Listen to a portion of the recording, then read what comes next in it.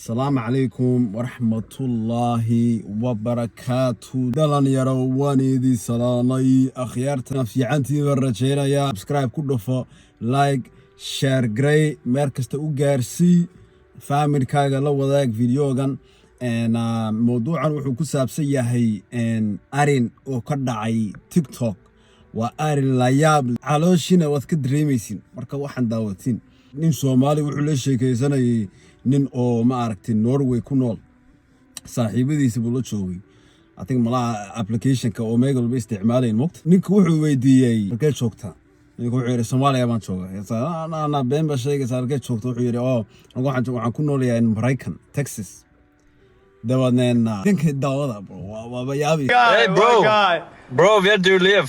Where do I live? Somalia, bro. Oh, Wallahi billahi. Nah, I'm in Texas, bro. Texas? Oh, we live in Texas too, but Norway, Texas. Norway, Texas? Yeah. I live in Somalia, Texas. Oh.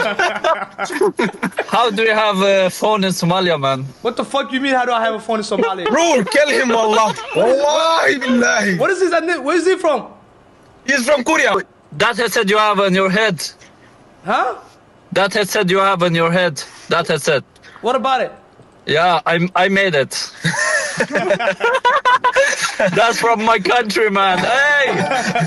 aye ka waran ya Soomaali markuu maqlay wuxuu islaa dad baadiya ka yimid oo dad caawaan oo duunkan waxa ka socda war kama hayaan oo dad waxaan ku uri xitaa telefoon aan awoodi karin ka laandheere bas ka sheegaysi laandheere baana ilaahay ka taxadaray dadka oo dhan ma ka fiicanay duunkan oo dan saas bay ku yaqaanaan runtaas ku sheegno Soomaalidu iyagaas degtay ya qabiil ba ka shaqaynaa dawlad bilaa wadan maantoodan isla weyni iyo kibir iyo imagine in Korea dadka ugu lita Korea waaba the most less masculine man adduunkan oo dhan Korea taas tanogoodu ugu yar dadkaas ayaa kamid ah anana ninkaas ba kugu yeesaya ninkaas wuxuu leeyahay headphone aan leedahay ana sameeyay Soomaaliya waxba ma soo saaraan warshad male dawlad male ya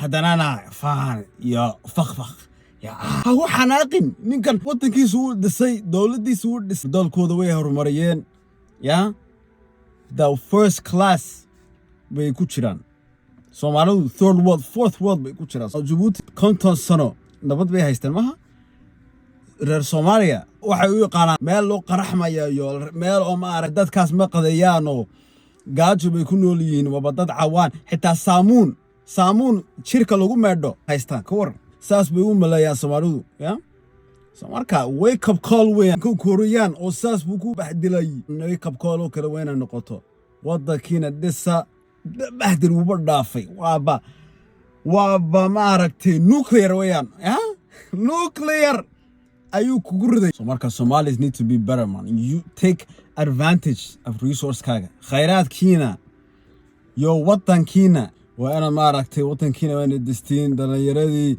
education fiican weyn siisay horumar fiican mariyay China reer Soomaaliya anu reer Soomaaliya miyi laakiin wadadkayga markasta sharaf yo nabad ku noolaada teeda kale waxa jirtay ciyaar handball la yiraahdo Somalia versus freaking Kenya. Oh my, wallahi, what 2 goals? I can do Kenya another 73-2. What a shame. Somalia, we're always last place every freaking year. Talking about Tanzania, Ethiopia, we can't even imagine. Corrupt. The sportif kina wena lacag u gelisin trainer fiican wena haysatiin si aan ma aragtay dadka kale iyo wadamada kale aad ma aragtay aad ka bidis muuqaalkan aad daawatay subscribe ku dhufo like share account-kan kala kiciiman ya Soomaalidu ismuujiya isbobsiya 100,000 ii gaarsiya bi in Allah ta'ala khayr ban idin rajay